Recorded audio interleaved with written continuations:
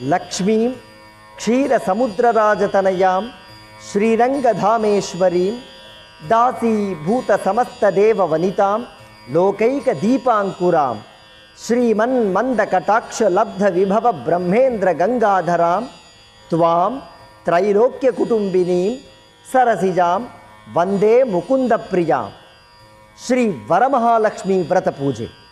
ಸ್ತ್ರೀಗಳು ತನ್ನ ಪತಿ ಮತ್ತು ಮಕ್ಕಳು ಹಾಗೂ ಸಹ ಕುಟುಂಬದವರು ದೀರ್ಘ ಆಯುರಾರೋಗ್ಯವಾಗಿ ಇರಬೇಕೆಂದು ಹಾಗೂ ತಾನು ದೀರ್ಘ ಸೌಮಾಂಗಲ್ಯಯುಕ್ತಳಾಗಿ ಇರಬೇಕೆಂದು ಮತ್ತು ದಾರಿದ್ರ್ಯ ನಿವಾರಣೆಯಾಗಿ ಸಕಲ ಐಶ್ವರ್ಯ ಪ್ರಾಪ್ತಿ ಹಾಗೂ ಸುಖ ಸಂಪತ್ತು ನೆಲೆಸಲಿ ಎಂಬ ಅಪೇಕ್ಷೆಯಿಂದ ಪ್ರತಿ ವರ್ಷವೂ ಶ್ರಾವಣ ಶುಕ್ಲ ಪೌರ್ಣಮಿಗೆ ಮೊದಲು ಬರುವ ಶುಕ್ರವಾರದಂದು ಈ ವರಮಹಾಲಕ್ಷ್ಮಿ ವ್ರತವನ್ನು ಆಚರಿಸುತ್ತಾರೆ.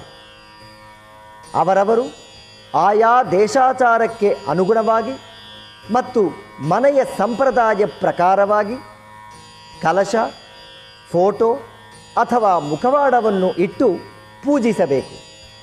ಈ ಪೂಜೆಯನ್ನು ಮುಗಿಸಿ ಕೈಯಿಗೆ ದಾರವನ್ನು ಕಟ್ಟಿಕೊಳ್ಳುವುದು ಮುಖ್ಯವಾದ ಅಂಶ.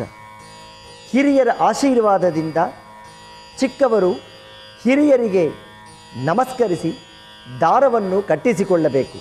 ಈ ಭಾರತ ದೇಶದಲ್ಲಿ ಭಾರತೀಯ ಕಲಾಚಾರವನ್ನು ಪ್ರವರ್ಧಿಸೋ ಉದ್ದೇಶದಿಂದ ಈ ವರಮಹಾಲಕ್ಷ್ಮಿ ಪೂಜಾ ವಿಧಾನವನ್ನು ಸರ್ವರೂ ಆಚರಿಸಬೇಕೆಂಬ ಉದ್ದೇಶದಿಂದ ಸಕಲ ಲೋಕನಾಯಕಿಯಾದ ಶ್ರೀ ವರಮಹಾಲಕ್ಷ್ಮಿ ಪಾದ ಕಮಲದಲ್ಲಿ ಸಮರ್ಪಿಸುತ್ತಿದ್ದೇವೆ.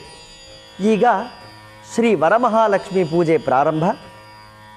ಹೂವು ಅಕ್ಷತೆಯನ್ನು ಹಿಡಿದುಕೊಂಡು ವಿನಾಯಕನನ್ನು ಪ್ರಾರ್ಥಿಸಿಕೊಳ್ಳಬೇಕು. ಓಂ ಗಜಾನನಂ ಭೂತಗಣಾದಿಸೇವಿತಂ